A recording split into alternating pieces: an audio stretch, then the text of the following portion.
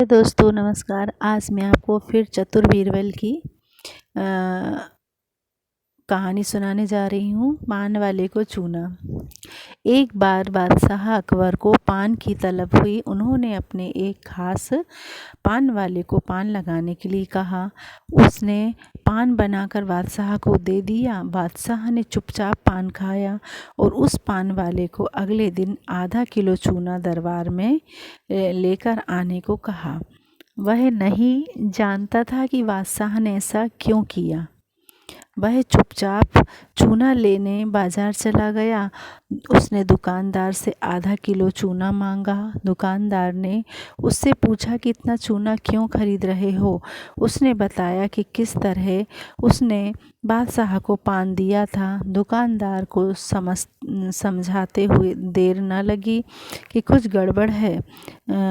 समझते देर न लगी कि कुछ गड़बड़ है। उसने पान वाले को समझाया कि दरबार में चूना लेकर जाने से पहले बहुत सारा घी पीकर जाना। उसने सलाह मानकर वैसा ही किया और दरबार में जाने से पहले खूब सारा घी पी लिया।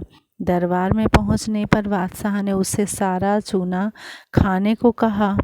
वह हैरान रह गया। उसे उम्मीद ना थी कि बादशाह ने उससे चूना इसलिए मंगवाया था कि लेकिन वह तो इसके लिए तैयार था। इसलिए उसने सारा चूना खा लिया। इसके बावजूद उसे कुछ नहीं हुआ तो बादशाह ने उससे कारण जानना चाहा। उसने अपनी और दुकानदार की बातचीत के बारे में बादशाह को बता दिया। अब बादशाह उस व्यक्ति से मिलने को उतावले हो रहे थे जिसने उनके मन की बात को पहले ही जान लिया था। बादशाह ने हुक्म दिया कि उस दुकानदार को अगले दिन दरबार में हाजिर किया जाए। अगले दिन उस दुकानदार को दरबार में लाया गया। बादशाह ने उससे पूछा कि वह उनके मन की बात को कैसे समझ गया।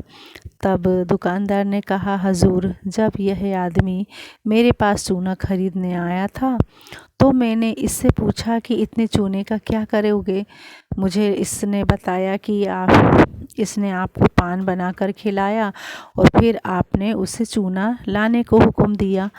तब मुझे समझते देर न लगी कि ज़रूर गलती से इसने पान में चूना थोड़ा ज़्यादा लगा दिया होगा, जिससे बादशाह के मुंह में छाले हो गए होंगे और इसी का एहसास करवाने के लिए आपने इससे चूना मंगाया होगा।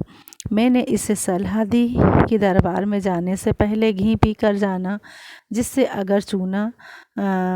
अगर तुम्हें चूना खाना भी पड़े तो उसका असर कम हो जाएगा। यह दुकानदार और कोई नहीं, बीरबल ही थे।